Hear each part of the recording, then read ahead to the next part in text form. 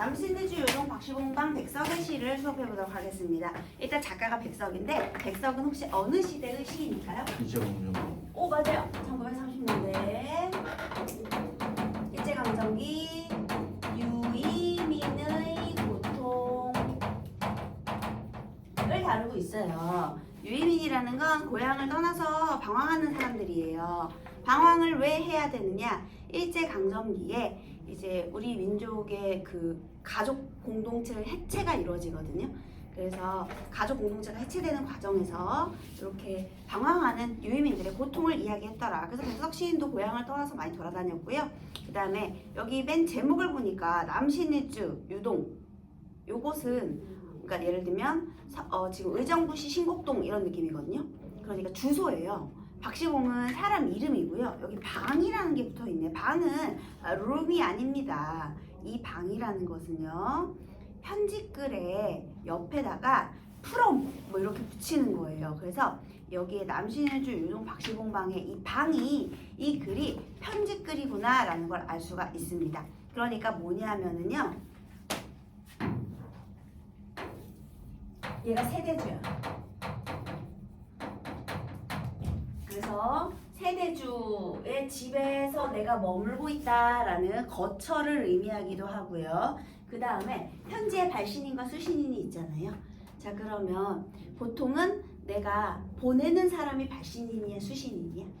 발신. 그치? 그러면 프롬이잖아. 이거 투가 아니고 프롬이거든요. 여기 집에서 보낸다야. 그러면 발신인의 주소 앞에다 붙이는 거, 뒤에다 붙이는 거죠. 수신인이 아니고. 네. 그거 조심해야 돼. 수신인이 아니고 발신인. 편집글에서 문제 풀어. 편집글에서 발신인의 주소에 해당된다. 여기. 그래서 이 글의 형식이 편집글의 형식으로 돼 있다는 게 중요한 거야. 편집글은 좀 어려운 말로 서간체라고 해요.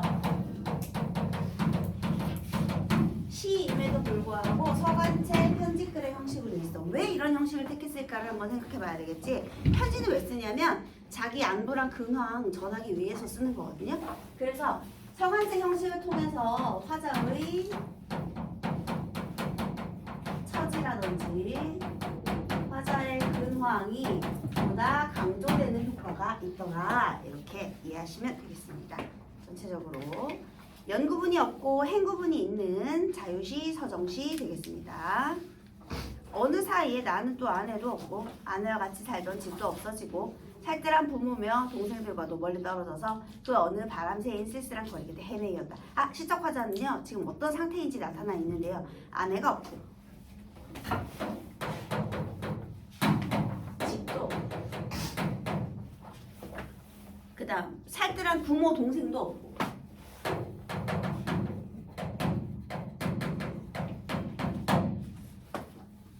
그 다음에 바람 쐬는 쓸쓸한 거리 끝에 헤매는 거. 자 그러면 여기서 다 없잖아요. 아무것도 없지. 이게 바로 일제강점기의 가족 공동체의 해체를 말해주는 거예요.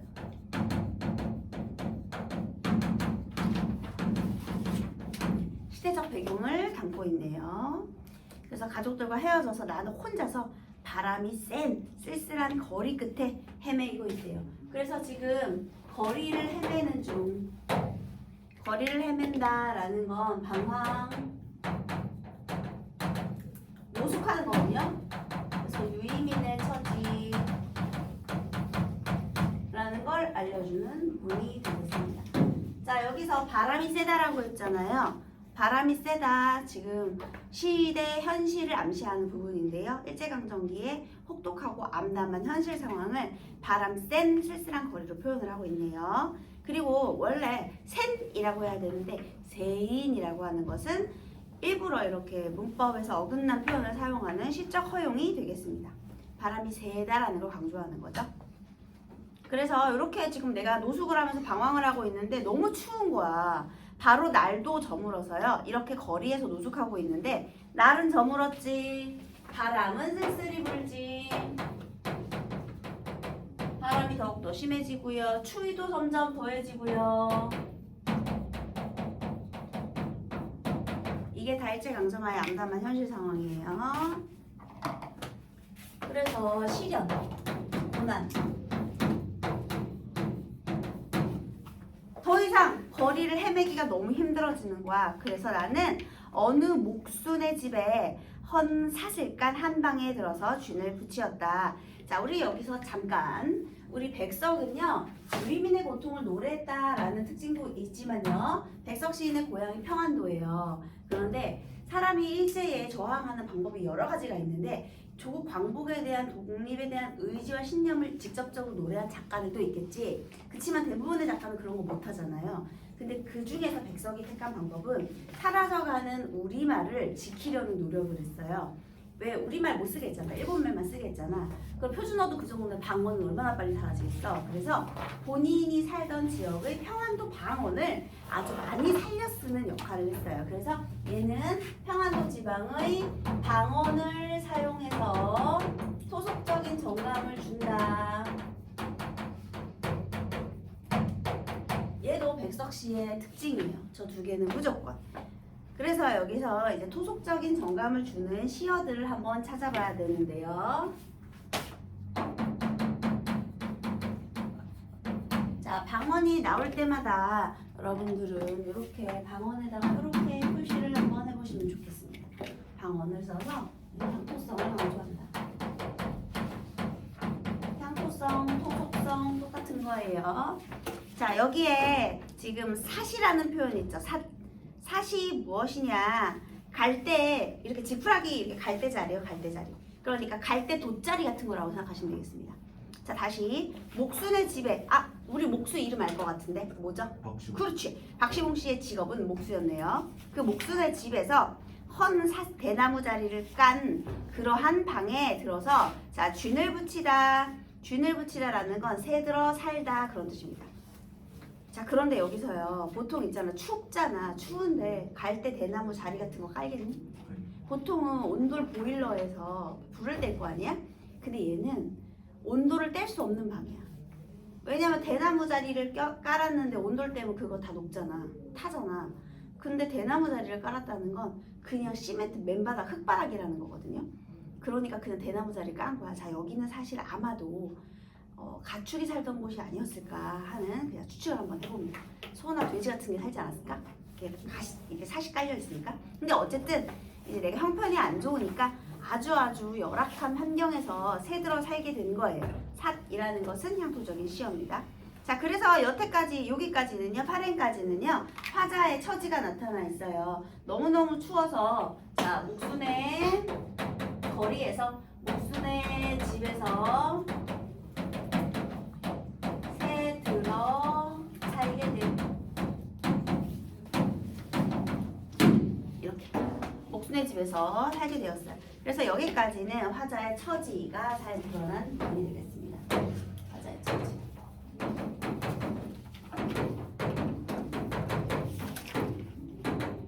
바로 이 편집글로 인해서 얘가 잘 드러나게 된 거죠. 그쵸? 자, 그 다음에 이제 어떻게 지내느냐. 이리하여 나는 이 습내나는 춥고 느긋한 방에서 자, 목순의 집에 있는 그 방은 어떤 방이냐면요. 여기서 습내나는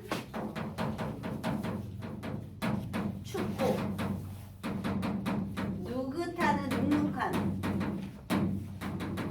방 안에서 얘가 있는 거예요. 그래서 이 느긋하다라는 것도 눅눅하다인데 이런 것도 방언 되겠습니다.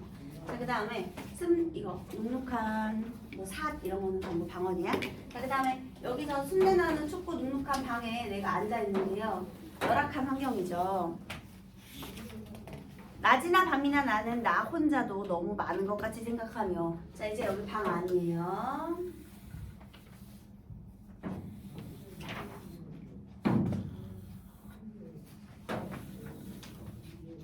자, 여기서 나는 나 혼자도 너무 많은 것 같다. 내 몸 하나 살아가는 것조차도 힘든 거죠. 내 몸 하나 건사하기 힘들어요.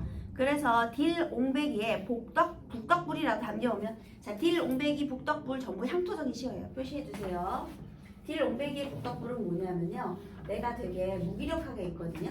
근데 요런 항아리 단자에 주인이 봤을 때 얘가 되게 불쌍해 보이지 않았겠니? 그래서 질그릇, 딜롱배기는 질그릇이에요. 그래서 질그릇에다가요, 이제 북덕불이라는 것은 뭐 이렇게 그 지푸라기 묶어가지고 거기다 이렇게 불을 태운 거야. 불을 이렇게 따뜻하게 해준 거예요. 너 캠핑 가봤니? 동현아? 캠핑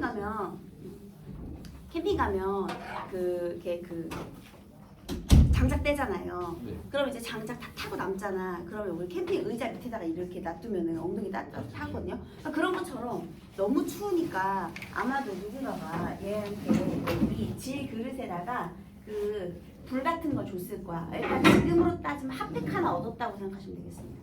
자, 그러면 이 북덕불 질 그릇에 담긴 북덕불의 의미는요, 삶의 희망. 맞아요? 땡. 이걸로 뭘 할 수는 없어.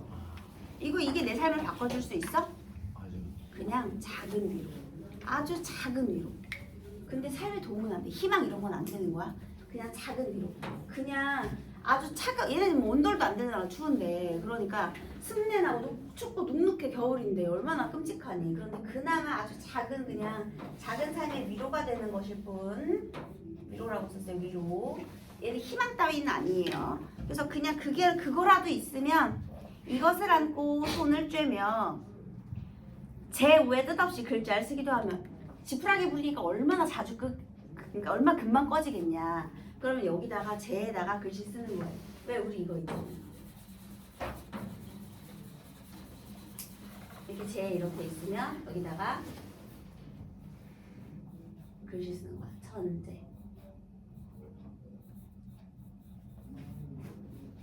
이렇게.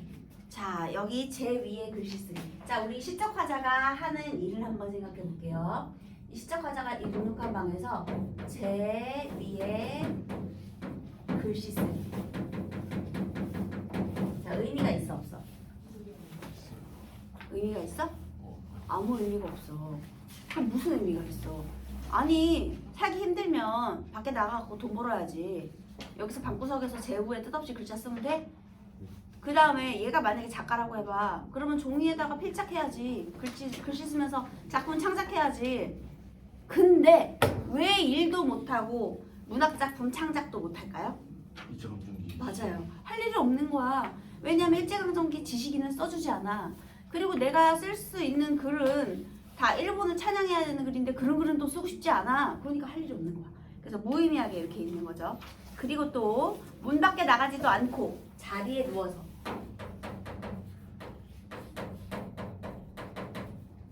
그 다음에 머리에 손깍지 베개를 하고 뒤물기도 하면서 그 다음에 나는 내 슬픔이며 어리석음이며를 소처럼 연하여 새김질하는 것이었다. 자, 지금 화자는요 이 눅눅한 방에서 이런 행동을 하고 있는데요. 바로 이것이 무기력하고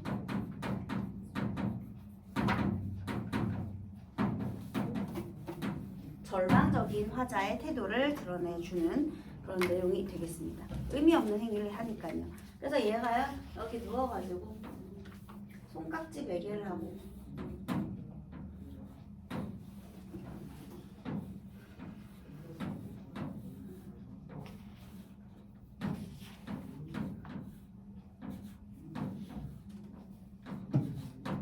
잘 그렸죠? 무슨 그림인지 알겠죠? 이렇게 다리 길이는 좀 안 맞는 것 같지만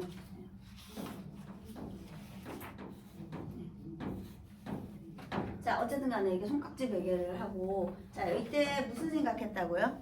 나의 어리석음과 슬픔.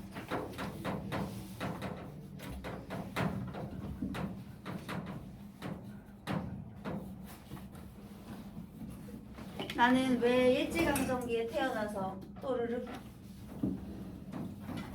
눈물을 흘리면서 왜 나는 일제강점기에 이렇게 태어나가지고 하늘도 없이 이렇게 불쌍하게 가족들이랑도 헤어져서 이렇게 살고 있을까를 계속해서 소처럼 계속해서 되새김질하고 있는 거예요. 그렇게 생각을 하다 보니까 내 가슴이 꽉 메어올 적이며 눈에 뜨거운 것, 눈물이 핑 괴일 적이며 또 스스로 화끈 낯이 불도록 부끄러울 적이며 내 슬픔과 어리석음에 눌려 죽을 수밖에 없는 것을 느끼는 것이었다. 그래서 이렇게 살다 보니까 지금 내가 어떤 감정을 느꼈어요? 절망감. 죽음을 생각할 정도로 절망감에 빠져 있는 모습입니다. 무기력하고 절망감에 빠져 있는 화자의 모습이었어요. 그래서 지금 얘가 뭐 한 거냐면요. 내 삶에 회한을 느끼고 있다. 회한이 후회와 한이거든요. 그래서 후회와 한을 느끼면서 회한을 느끼면서 절망감을 느끼는 거예요. 여기서 끝났다면 좋지 않겠지만 그러나 시상의 전환이 일어납니다.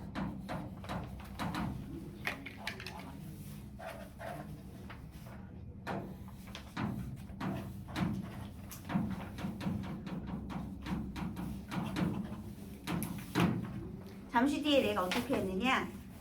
고개를 들어. 자, 지금 나 여기 누워 있었죠? 네. 밑에 있었지. 그런데 자, 고개를 들었어요. 고개를 들었다는 건 이제 이렇게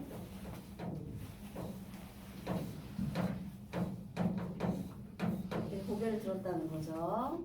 고개를 이렇게 들어가지고요. 고개를 들었어. 자, 일단 누워 있었는데 고개를 들어. 그 다음에 허연 문창을 바라보는 것. 또 눈을 떠서 높은 천장을 바라보는 것인데, 자, 고개를 들었고 높은 천장을 바라보죠. 시선의 상승.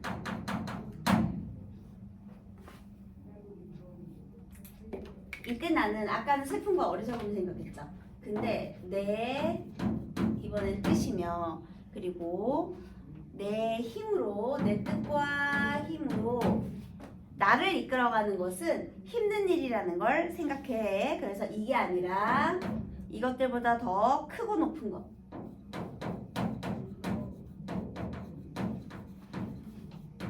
그것이 내 운명을 결정하는 것이구나를 깨달았다는 거예요. 자, 우리 여기에서 내 뜻과 힘이라는 건 나의 능력을 말하는 것이거든요.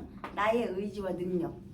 그래서 내 뜻과 힘은 개인의 능력, 개인의 의지. 내 능력과 의지예요. 내 뜻과 힘. 근데 그게 아니라 더 크고 높은 것. 바로 거부할 수 없는 운명을 말하겠죠. 그러니까 내 힘으로 내 운명이 결정되는 게 아니라 내 운명은 이미 신에 의해서 결정이 되어 있구나. 그래서 운명론적인 깨달음을 얻었어요. 시상의 전환을 통해서 이번에는 아까 무기력한 태도였죠. 근데 운명에 대한 깨달음.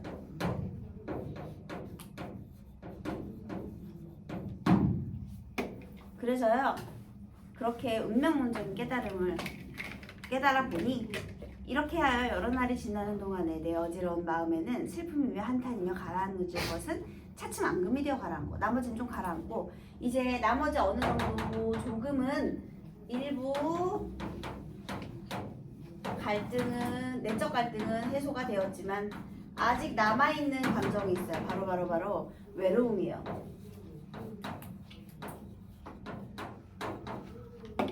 그래서 요 절망이었잖아요. 절망해서 여기는 외로움, 갈등이 해소됐지만 아직은 그래도 외로움이 남아있는 상황이에요. 아까 계속 제일 큰 절망, 그 다음에는 조금 외로운 감정 정도만 남았고요. 왜냐면 외로운 건 나 혼자 있으니까 어떻게 할 수 없으니까. 그때는 덜어. 자, 이제 무슨 생각을 하느냐.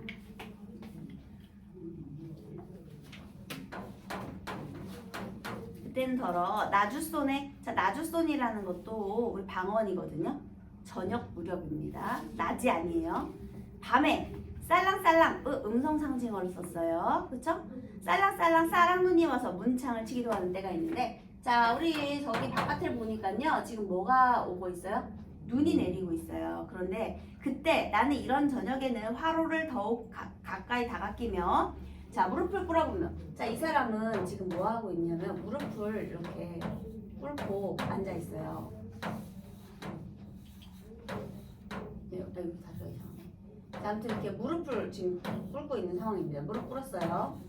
자, 무릎은 왜 꿇었을까?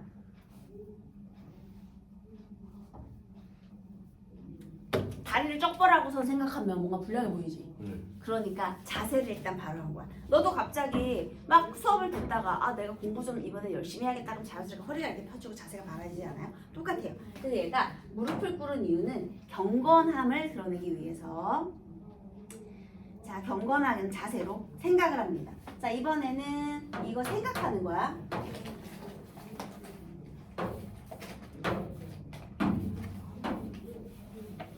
처음에는 슬픔과 어리석음에 대해서 제가 지난 날을 생각했고요. 그 다음에 그래 내 능력은 아니지 내 잘못은 아니야 이것은 운명이야를 생각했고요. 자 마지막으로는요. 어느 먼 산에 뒤에 옆에 또 바위 섭은 옆이에요. 어니 섭 이런 것들은 전부 방언이 되겠습니다. 어느 먼 산 뒤에 또 바위가 있어요. 산이 깊은데요. 큰 바위.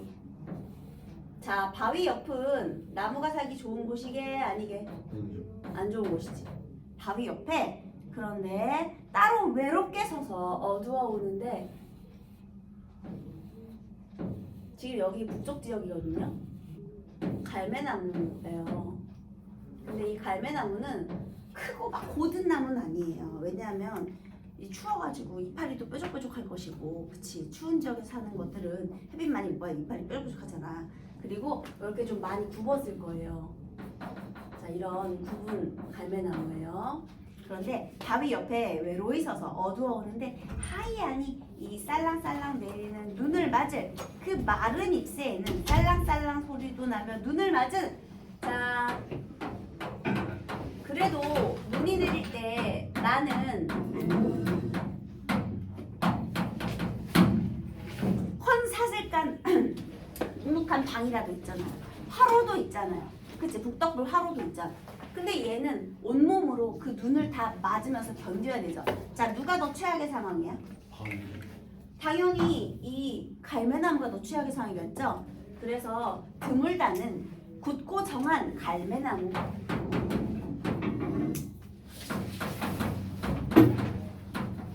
를 생각하는 것이었다. 갈매나무라는 나무. 자, 여기서 이 갈매나무를 생각했다라는 건 나 어떻게 하겠다는 거야? 갈매나무는 나보다 더 안 좋은 상황에서도 겨울을 이겨내잖아. 네. 그럼 나도 어떻게 해야 돼? 이겨내요. 그렇지. 그러면 봐봐라. 여기 시적 감정, 시적 화자의 감정 변화를 보세요. 처음에는 너무 힘든 상황 때문에 이렇게 됐다라고 처지만 소개한 거예요. 자, 그러면 절망의 감정에서 조금 올라왔죠. 외로움의 감정으로. 네. 그런데 그때 우리 갈매나무를 생각하면서 드디어 이제 어떻게 하기로 했어? 고난을 이겨내려는 극복 의지. 갈매나무 생각하면서 극복 의지를 드러내게 된 거죠. 이해됐어요? 슬프고 어리석은 생각했을 때 절망이었죠. 근데 운명 깨달았을 때 나머지 것들은 가라앉고 조금 외로운 감정만 남아있었어요. 그러다가 그럴 때는 경건한 자세로 갈매나무를 생각해보는 거야. 그러면 이겨낼 힘이 조금 생겨. 자, 그럼 여기서 갈매나무의 기능 보도록 하겠습니다. 갈매나무가 이겨낸다라는 말은 하지 않았어요. 그냥 갈매나무를 생각했어요. 그런데 이 갈매나무는요. 시련을 견디고 극복해내는 존재. 그래서 의지의 표상이거든요. 자, 이렇게 얘 때문에 나의 극복 의지가 높아졌으니까 화자의 정서를 심화시키는 객관적 상관물로서의 의미가 있습니다. 감정이입과 객관적 상관물은 구분하셔야 되는데요. 감정이입은 예를 들면 산꿩도 서럽게 울은 슬픈 날이 있었다 라고 하면은요, 산꿩이 서럽게 울었다. 그러면 산꿩이 서러운 게 아니라 사실 내가 서러운 거지. 그건 감정이입이야, 객관적 상관물이야? 54쪽이에요. 네, 객관적 상관물이라고 산꿩이 서럽게 울었다가 감정이입이지. 서럽다고 했잖아. 그런 건 감정이입이라고 하는 거야. 그 다음에 귀돌이 저귀돌이 어여쁜, 그러니까 가엾은 저귀돌이 왜 긴 소리 짧은 소리 절절히 슬픈 소리로 귀뚜라미가 슬픈 소리로 밤새 우느냐 이런 사설시조가 있거든요. 그래서 아이고 저라 미물이지만 무인동방에 내 뜻하는 건 너밖에 없다. 아 그러니까 무인동방이라는 건 사람이 없어서 외로운 거거든요. 그러면 외로운 내 뜻을 알고 귀뚜라미가 슬프게 운다? 그러면 귀뚜라미도 외로워서 슬프게 운다지. 네. 자, 얘 감정이입이야, 객관적 상관물이야? 슬픈 소리로 운대, 귀뚜라미가. 귀뚜라미가 슬프대. 감정이입이야, 객관적 상관물이야? 감정이. 감정이입이지. 슬프다. 그러니까 자신, 화자의 정서가 드러나는 표현이 그 본문에 있으면 감정이입이에요. 그래서 아까 전에도 산꽁이 서럽다고 했고 이번에도 귀뚜라미가 슬프게 운다라고 했잖아. 이러면 감정이입이에요. 이해됐어요? 그 다음에 저 방 안에 켠 촛불이 내 마음과 같아서 겉으로 눈물을 흘리면서 속 타는 줄 모르느냐. 자, 그러면 나도 그 님과 이별한 내 마음과 같구나 라는 거거든요. 그러면 이별해서 슬퍼서 눈물을 흘린다고 촛불이 그렇게 말했으니까 걔도 감정이입이에요. 알겠나요? 자, 그럼 객관적 상관물은 뭐가 있느냐. 백석하고 비슷한 시인 중에 이용학이라는 시인이 있는데요. 이용학이라는 시인이 예를 들면 침상 없는 최후의 밤. 그러니까 아버지가 죽었거든요. 근데 아버지가 고향을 떠나서 침상도 없는 아버지 최후의 밤이에요. 그러니까 침대도 없이 가난하게 그렇게 땅바닥에서 주무시고 계셨는데 아파도 그때 그 풀벌레 소리 가득 차 있었다. 자, 일단은 사람이 죽으면 조문객들이 와야 되죠. 네. 그러면 아 이거 하는 목소리가 있어야 되잖아. 근데 풀벌레 소리만 가득 채운 거야. 너무 적막해서. 자, 더 슬프지. 같이 울어줄 일가 친척도 못 왔잖아. 그러면 풀벌레 소리가 더럽다고 하지 않았어요. 풀벌레 소리 가득 차 있었다. 자, 이게 뭐야? 이 풀벌레 소리가? 그렇지. 객관적 상관물. 이제 구분할 수 있어? 객관적 상관물은 겉으로는 표현이 그러니까 정서를 드러나는 표현이 없어요. 그런데 우리 감정이입은 겉으로 드러나는 표현이 있어. 그래서 객관적 상관물의 정확한 의미는 이걸로 인해서 화자의 정서가 심화되는 거거든요. 화자의 정서를 심화시킨 소재야. 지금 화자는 어떤 정서가 심화되느냐? 극복 의지가 심화됐잖아. 꼭 슬픔만 심화되는 건 아니에요. 이렇게 극복 의지가 심화될 수도 있어요. 그래서 이게 바로 객관적 상관물이 되겠습니다. 자, 우리 여기 내용 정리 조금만 더 해볼게요. 여러분 여기에서 이거 공간의 이동이라고 하면 될까 안 될까? 애들이 많이 낚이는 게 선생님 거리에서 목수대 집으로 들어왔잖아요. 이거 공간 이동 아니에요? 얘는 근황 소개한 거고 얘 지금 방에 있어요. 방에서 나가지 않았어요. 그렇죠. 갈매나무를 직접 본 거예요? 아니에요. 상상한 거예요.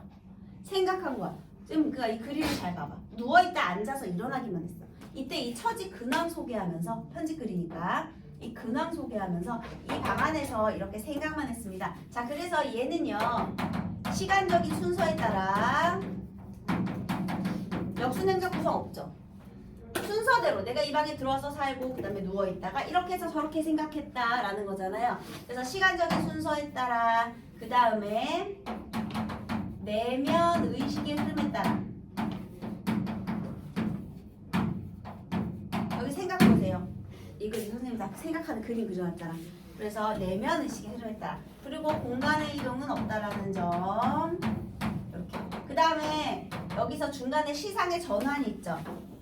그러면 절망에서 결국에는 극복 의지로 화자의 태도는 어때요? 화자의 태도 그대로야 변화했어? 변했죠? 태도가 변화한다. 태도 변화가 있어요. 시상의 전환도 있고요. 그런 날을 이점으로. 그리고 또 방언을 살려서 쓰고 있다, 저간체로 쓰고 있다 이런 것들이 바로 남신의 유동박시공방의 특징이 되겠습니다. 방은 수신인이 아닌 발신인 주소 옆에 붙이는 것이다. 여기까지 기억해 주시면 좋겠네요. 네, 그래서 이렇게 시적 화자의 정서가 조금 있고요. 그 다음에 시선의 변화는 있어요. 시선의 이동. 아래에서 고개를 들었죠. 시선의 이동도 있고 고개를 드는 거니까. 그래서 시선이 이동했는데 상승했거든요. 그래서 이걸 통해서 화자의 태도 변화를 암시한다 되겠습니다.